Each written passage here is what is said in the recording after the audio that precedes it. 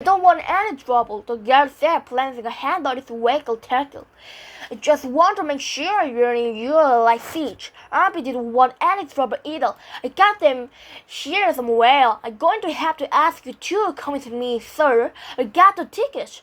Abby shouted, partly out of frustration and partly to be heard over the crowd, which was now stamping their feet with impatience. Please come with me, sir, and I help you find your collect seat. Just wait.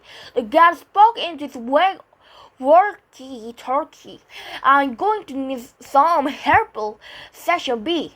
Abby's pants had the many pockets, 3 on the right front, 2 on the left front, and 2 in the back. Found them, he exclaimed. They were in one of the front pockets. He handed the stuffs to the security guard. As the guard was looking them over, the uniformed police officers hurried quickly down the alley. What's the problem here? Asked one of the officers. No problem, said Arbit. Counterfeit tickets, said the security guard. You refuse to leave. What? Arbit screamed, reaching for the tickets. Let me see. An officer grabbed his arm and twisting it behind his back, spinning him around. Arbit jerked himself free, but the other officer grabbed him. The next thing he knew, she was on the floor, his face freeze against the concrete. He could feel the knee digging into the small of his back. It felt like his arms were being lifted out of their socket at first one. Then the other was jerked behind the back. Then they were handcuffed together. His head was lifted out of the floor by his hair, and a police officer shouted in his face, "What's she on?" "What you give her?" shouted the other officer. He winced in pain. It felt like his hair was about to be lifted right out of his head. He could hear the security guard calling for a doctor. "We're going to have to pump her stomach." The officer abruptly let go of his hair, and his face banged against the roof. The officer said, no longer shouting, "It would really help us to know what kind of drugs we're dealing with here." "You think it's bad now," said the other one. "Believe me, we do not want anything to happen to her. Help us save her life."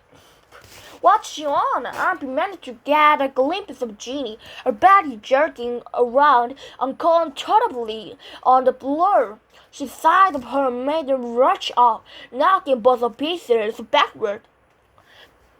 But just for a moment, they quickly tackled him again, and then a billy club slammed against the side of his neck. "What's going on here?" It was a woman's voice. "Stay back, Mayor. He's all whacked out of something. I thought he's somebody who's already on the ground in handcuffs," said Shan Rain.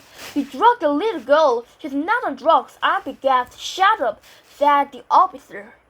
Pushing his head against the floor, he managed to raise his face back up.